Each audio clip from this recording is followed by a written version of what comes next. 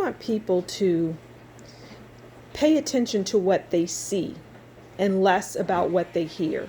So pay attention to what your eyes see and not what your ears hear.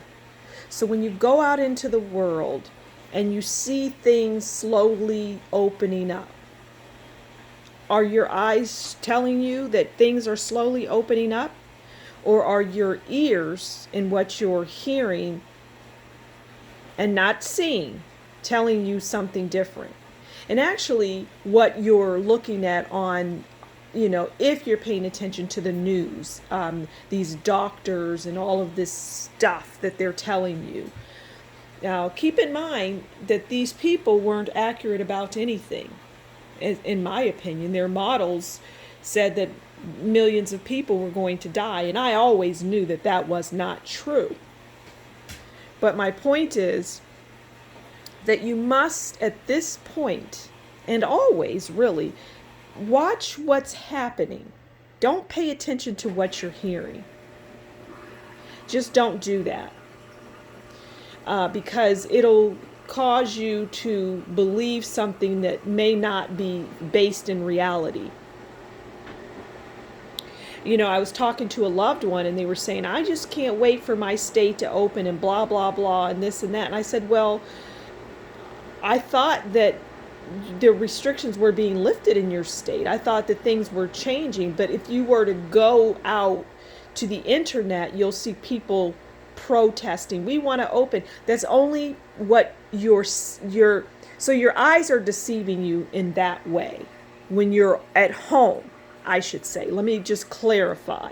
When you're at home, your eyes are showing you by what you're looking at and what you're listening to. But when you go outside, is that your reality? Just like people, I live in Chicago and people say, it's so dangerous and blah, blah, blah. I could never go there. And I'm thinking to myself, I've never had any problems. And I was a single woman for many years in Chicago. And I never had any issues. And I've been on all sides of the city, west, north, south, east, whatever. I've been on all sides. So, no, I don't think so. But you know where they're getting that?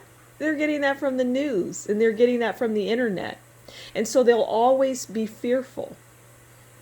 And they may not go outside of their own hometown because that's where they feel safest. Meanwhile, they could be missing out on so much because they're believing what they're hearing and seeing on the news and on YouTube.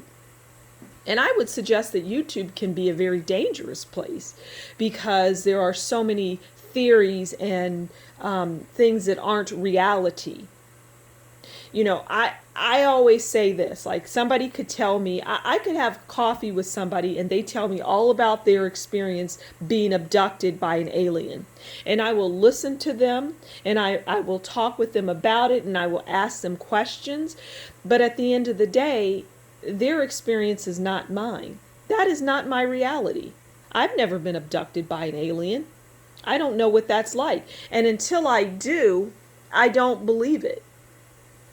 Now, that's not a going against anybody that says they have. And I might even listen to somebody who has, talked about their experience being abducted by an alien. I might watch a YouTube video on it. But it's not my reality, and it doesn't mean that I believe it. It's just a form of entertainment that I'll watch. I find it interesting. So at the end of the day, what I'm suggesting here is when you go outside and you look around and you see what's happening in your city, in your state, in your city, your town, your little village, that is what you have to base things on. Just as you base everything else. When you look at things and you experience things, it's your reality. When you go outside, that's your reality. That is what you're seeing. It's not someone else's. And it's not a news anchor or a YouTube person trying to strike fear in your heart to keep you, I don't know, I would say under some kind of control. I guess you could say it's a form of mind control. If you let it, because we all have free will and we all have the ability to think on our own. It's just whether or not we want to tap into that and use it.